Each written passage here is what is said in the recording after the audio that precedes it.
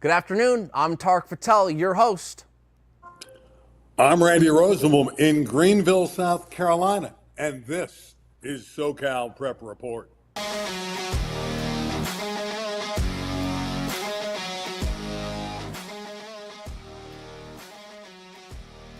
He's not alone. He's found a home. That's right. It's Randy Rosenblum coming in from South Carolina, I think for a third straight week. I've lost. Listen, people forget I got 2 kids now, so I don't know which way's up, down, south, east, west, but I do know it's another edition of SoCal Prep Report. Welcome in. We do have Randy, of course, remote. He has now moved to South Carolina for those that maybe don't know. But the update I'm willing to hear, that I want to hear, is that he's found a home. He's made it across the country. He's found a home, him and his wife, Catherine. So, Randy, how'd you find it? Give us the story. And how proud of you are you of this new purchase? We're excited. We combed the area. We looked at about 10 or 12 homes. One stood out. It's fairly close to where I'm staying now. It's where the grandchildren are. It's a beautiful home. It was priced correctly. It's 3-bedroom, 2-bath. We'll be in it probably in about 30 days. So I'm pumped up to get in the house, unpack, and start here in Greenville. By the way, the weather still has been gorgeous. We have not had any rain. It's been 80 to 90 every day. Just wait, my friend. The humidity is coming, and it'll come with a fury. But glad to hear that. It sounds like so far you have had a very smooth transition from the West Coast to the East Coast. Like that is a long trek. So congrats to you and your lovely wife on your new home. Hopefully escrow goes smoothly and you guys move in just fine. We will also move on. We got baseball, more playoffs to cover. Of course, the top Division 1's in the southern section. I mean, the juggernauts that competed this past week in the elimination game. So we're going to go over these scores real quick. And what stood out to me, Randy, was they were all lopsided. I wasn't expecting this. You know, this 16-team field loaded with talent and great programs. And real quick, just to recap, these were all teams that were 1-1 through pool play. So in order to advance to the quarterfinals, they all had single game eliminations to finish pool play out. And these were the games. But look, really not one game close. Any theory on why that might be? Not really. You get certain situations, and if you get up big in an elimination game, sometimes the team that's trailing knows the season's over. So that would be my one theory. Your team gets a jump on you, and you think you're out and done. What stood out to me was Drew Slevkov of Cyprus. He pitched against Sierra Canyon. He shuts them out on a 4-hitter, wins the game 8-0, has 11 Ks. Drew doesn't throw exceptionally hard. He's in the low 90s, maybe tops off at maybe 92. Great control. He understands the strike zone. He's a pitcher's pitcher. And this kid down the road is going to be a major league draftee. Remember the name, Drew Slevkov of Cyprus. And his performance against the Trailblazers was outstanding. Yeah, it's funny you say that. So our friend Jack Paulin, who we've known for years, works at Sierra Canyon, he's at the game. We're on the phone the next day, and he goes, Tarek, this Slevko kid, he goes, he's going to be a pro. He's like, not only does he throw hard, and he said he made this, and by the way, Tom Musborn, great coach at Sierra Canyon, has his team ready, and Jack was saying Slevko made them look like JV. I mean, those were his words. And he said not only the throws, but his mound presence. Something about him came off prolific. So I love that you said he's going to probably play in the bigs one day. It sounds like he's headed that way, and he's got some more baseball to play. So now we have the matchups for the quarterfinals to show you. And again, more heavy-hitting teams still alive. The Harvard Westlakes of the world, and so on and so forth. Here are the matchups. Cyprus, Harvard Westlake, Corona, Notre Dame, St. John Bosco, La Mirada. To me, what kind of stands out, Norco, the #1 seed, still alive. Of the 9 divisions in the southern section playing playoff baseball, only, I believe, 2 or 3 #1 seeds are still alive. That's it. So Norco still being alive is quite impressive. And then you've got teams like Notre Dame and Harvard Westlake from the Mission League still alive. Anything that jumps out to you in those matchups? Well, James Tronstein at Harvard Westlake has had the best year of anybody around. He's hitting well over 500. He has close to double digits in home runs. I believe he's at 9, knocks in a lot of runs, leads the team in stolen bases. And Harvard Westlake maybe the best team out there, although I still love St. John Bosco. Also, you mentioned Norco. They lost a game. They were number one, but they feel good now that they've been able to move into the quarterfinals. So you got to watch Norco. But with James Tronstein on the roster, the way Harvard Westlake is playing, I think the Cypress-Harvard Westlake game's a real good game to watch. I'll ask you one last thing before we move on to D2. All these pool play winners, they've had like a week off. You know, a little bit of a layoff there. What do you think about that? You think that could impact some of these guys, or you think they'll be ready to go?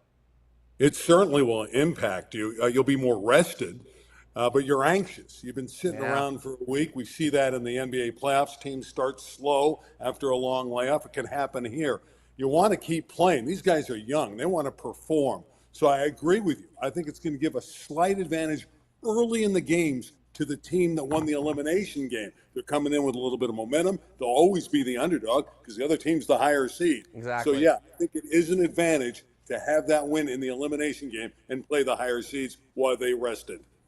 One more week of Southern Section postseason to go. We're going to look at the Division II bracket, some second-round scores, and then the quarterfinals. Look, I think there are teams like Ganesha still alive. Ganesha's got Logan Schmidt, who, remember, Ganesha, let's not forget, this is kind of a interesting program. A lot of their players are online only. They don't really come to school. And then Logan Schmidt is this player that seems to be the #1 high school arm in the country, and no one really knows who the guy is. I think he's been homeschooled, but now he comes and plays for Ganesha. So they're still alive in Division II. And then the last ad, Loyola and Alemany, two Mission League teams matching up in the quarterfinals, which should be a fun game.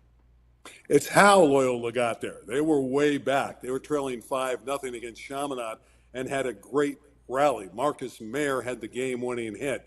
And we've seen in certain situations, I mentioned earlier, some of the teams that fell behind quit. The season was over. We've also seen some great comebacks.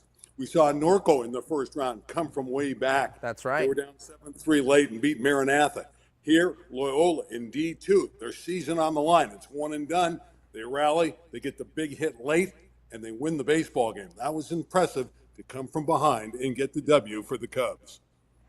Yeah, sorry, I've got the stat right here. Only 2 #1 seeds remain in the Southern Section. And in fact, 3 of the #1 seeds lost in the opening round, so they didn't even make it too deep into their respective rounds. So that's the D2 bracket. Of course, there's 9 divisions in total. Go ahead. One thing there. What's interesting about that, Miracosta is the only one that hasn't lost. Remember, Norco was the #1 seed. That's a fair point. They lost a baseball game. That's true. The format, they had the opportunity to come back and still could win it. They can afford the loss. So Miracosta, of all the divisions, is the only #1 seed not to lose. Yeah, good point. Good ad there.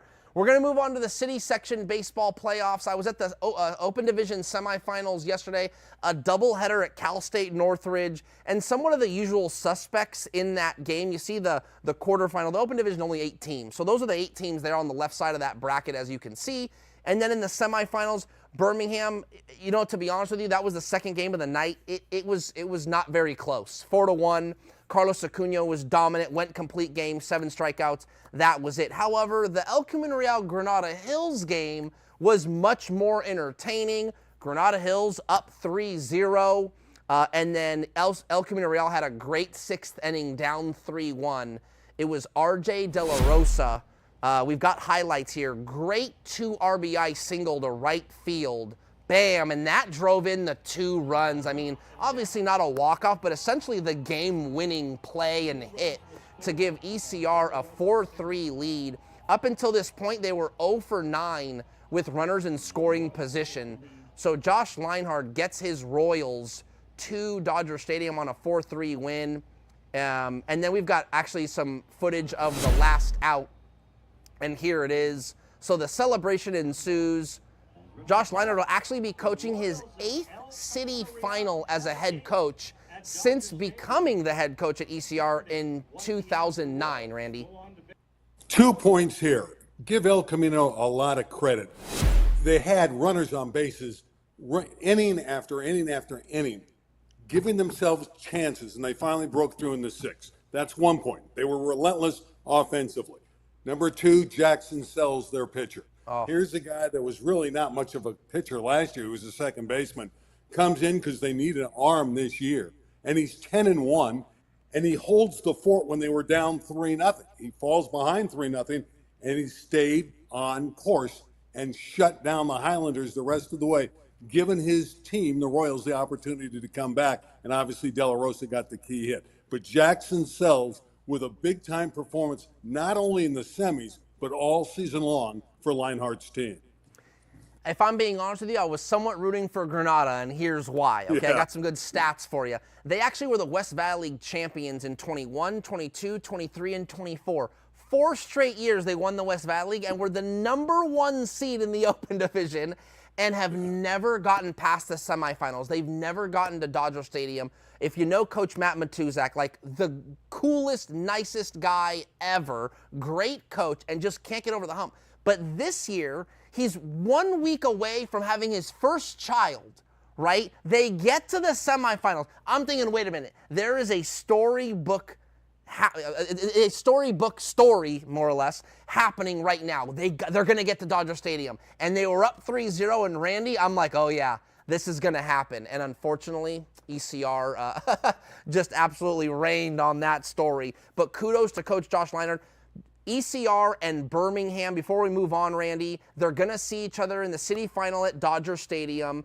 They did face off in 2018, and Birmingham won 4-3. They know each other very well. This will be the 4th time these two teams play. This year alone, ECR lost 2 of the 3. Birmingham might have the edge. Who do you like on Saturday in the Open Final? Well, Birmingham's got to be the favorite. They've clobbered ECR the last 2 games. I know ECR won the first meeting, but the last 2 games have not been close. Birmingham's the favorite, but it's 1 game. Dodger Stadium's a different place. It's not like you're playing in a high school stadium. So you got to give ECR credit, especially for Leinart. As great a coach as Josh Leinart has been, this has been his best coaching job.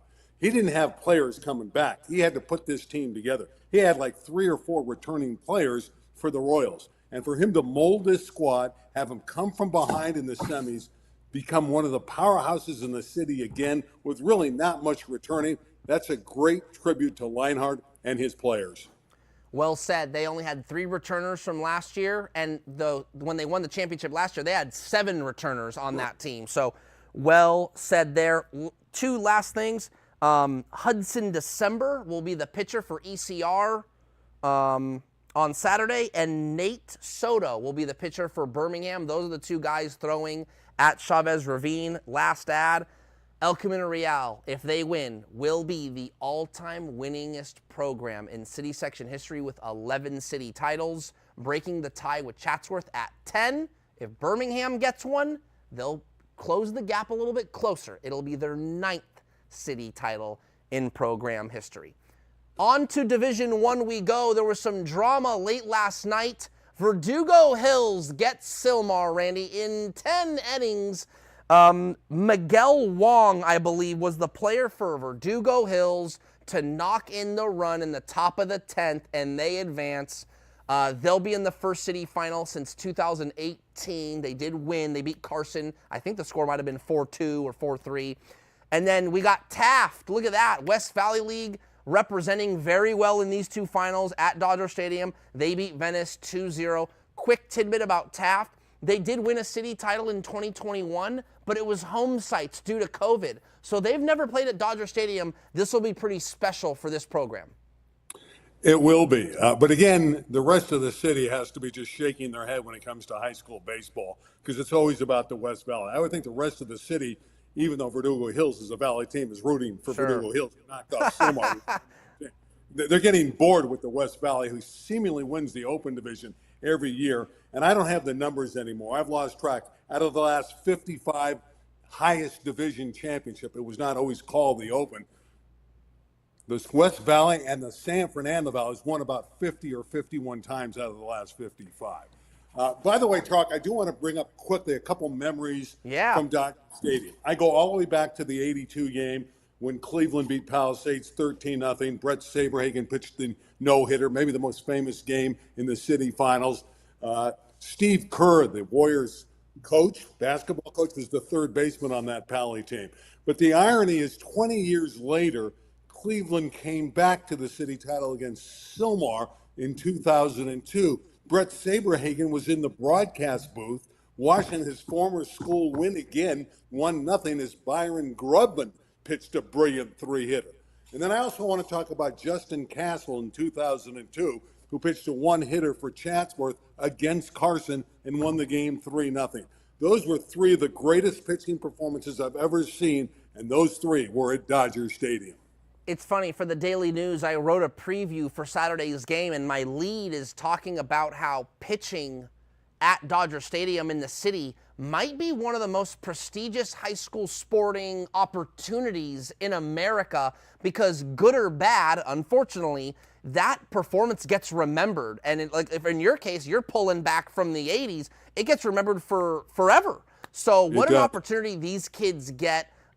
Soto and December, that's when the Open. I'm not sure who's pitching in Division I, but the Open will be fun. It'll be teams we know. And to your point, all four teams will be representing the San Fernando Valley on Saturday. So I don't know what kind of draw it's going to get. And last ad, you did mention, I think it was San Pedro in 2021 beat ECR in the Open. Again, this was home sites. And I think they were the first non-San Fernando Valley team to win the highest division in the city since something like 1990 or 1989. Something wild like that. So great stat that you bring up. We'll see what happens on Saturday. SoCal Prep Report will be there, so we'll have the action next week. Let's move on to the playoffs in softball. We're going to look at the Division I bracket. So these are the quarterfinal results, and then the semifinals. We're now missing one because Etiwanda and La Mirada actually play today, so we don't have that result. But these are the finalists: La Habra, Norco, and J. Serra. So to me, this is surprising. Murrieta Mesa was the #1 seed, Randy. What happened, man? What happened? Well, they ran into a hot La Habra team who's really a great story here. La Habra's also beaten Orange Lutheran.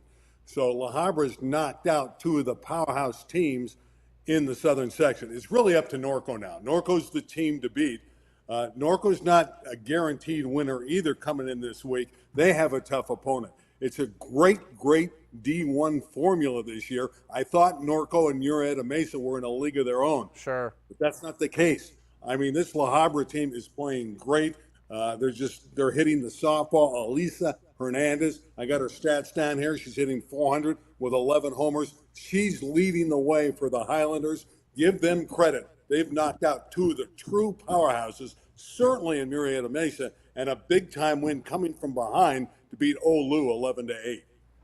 Let's take a quick look at the City Open, which hasn't started. That starts today. And again, it's 8 teams, just like baseball. Not too much to talk about here yet, simply because the games haven't transpired. But I do have one note for, let's see, 2023, 2024, and 25. So the past 3 years, the final has been Granada and Carson. It's very possible we see the same thing again here in 2026.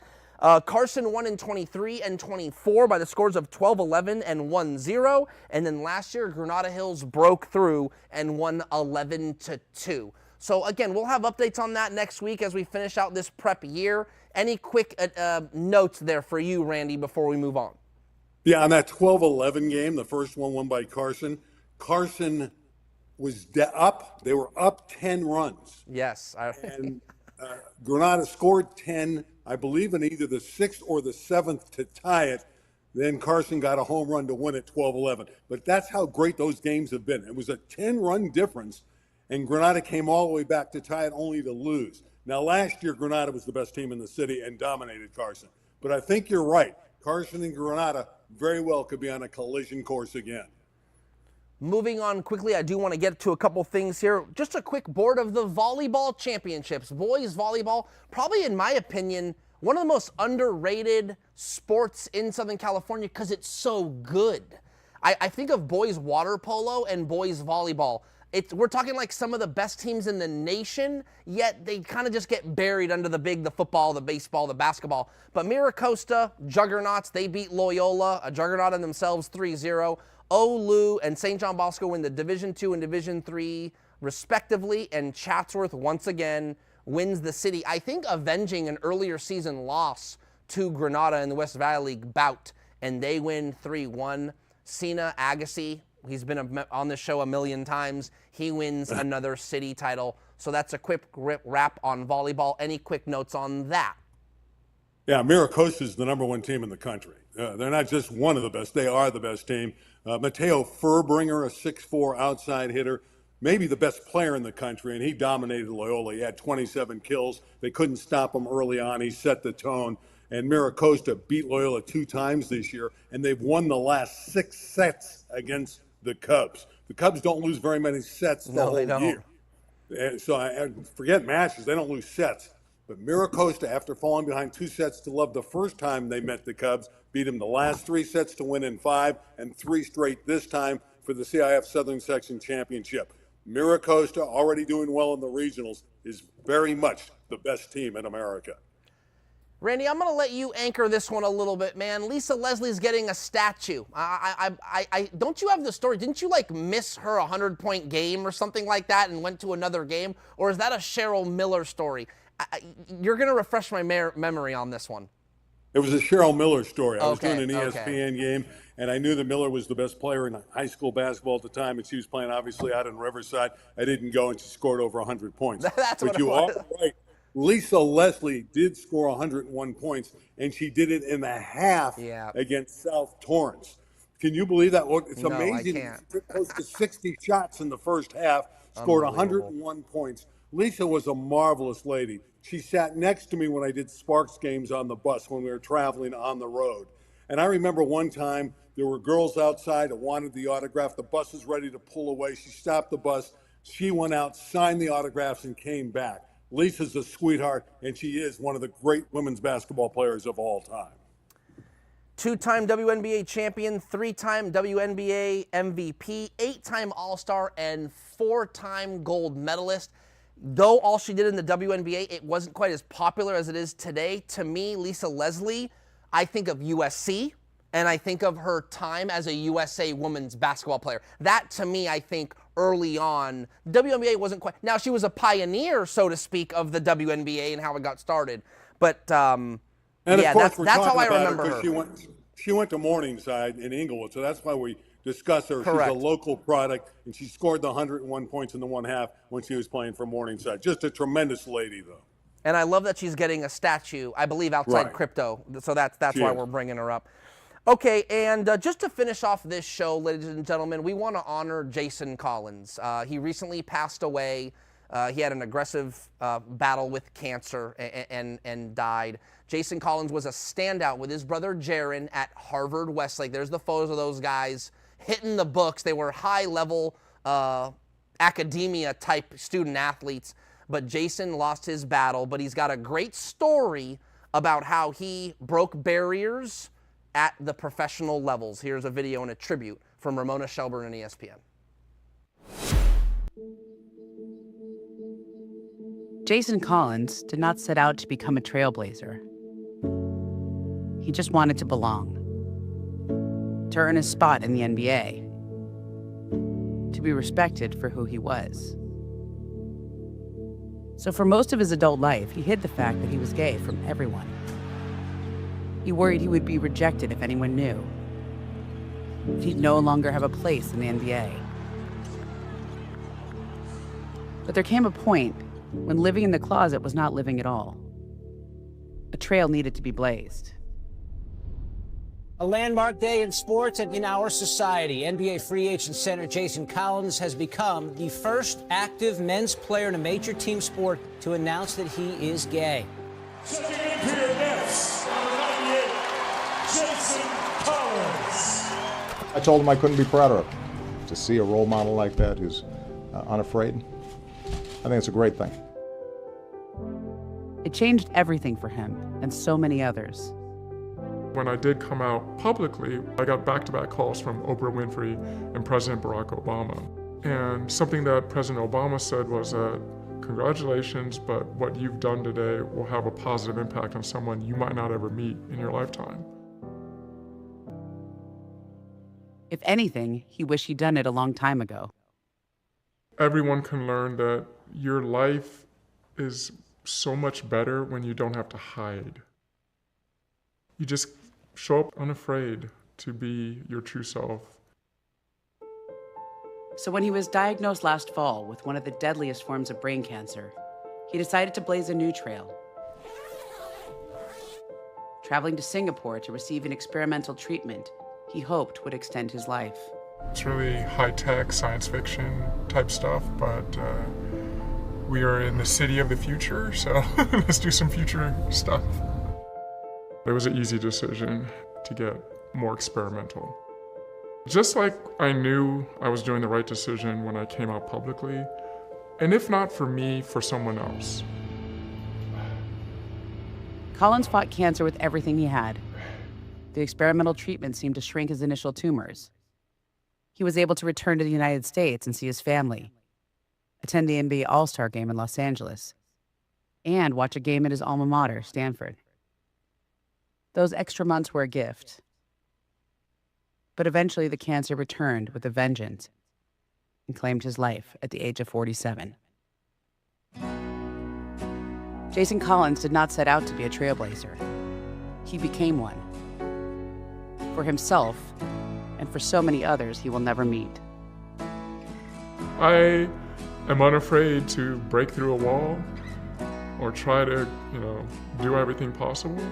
We have a saying like, you gotta be willing to jump in the foxhole. And when stuff gets tough, like, there's some people who start running for the bus. I'm not one of those people. Why are you unafraid? I think because I'm so surrounded by love. And I know that my family is so strong, and they will be okay.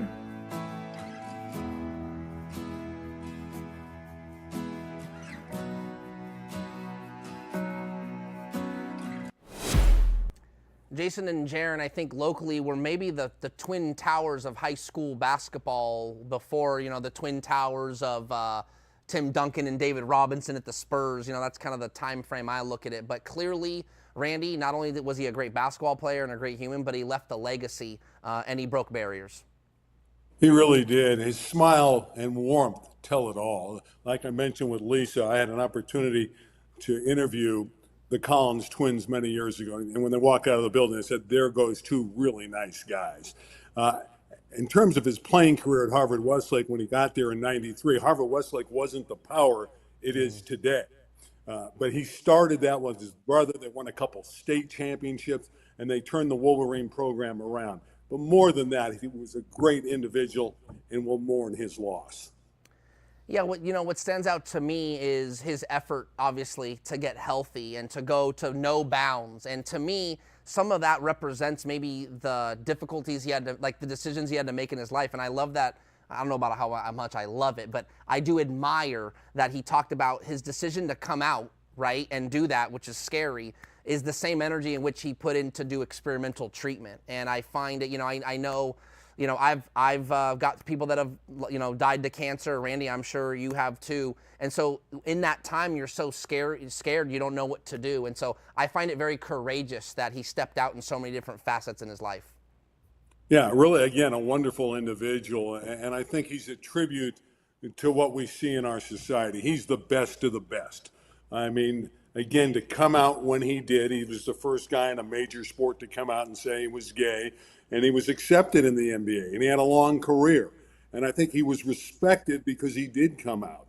And he was such a warm and nice guy. He was likable, like his brother. So he was able to be acceptable. And he was just great for society. And it's unfortunate we lose him way too soon. But again, we're better for having him around for the years that we did have Jason Collins. Gone too soon is right, Randy. I'm glad we got to talk about him, give a tribute. Gone too soon, 47 years old, Jason Collins. We will remember you here in the San Fernando Valley and at Harvard Westlake and beyond. Blessing and prayers to your family.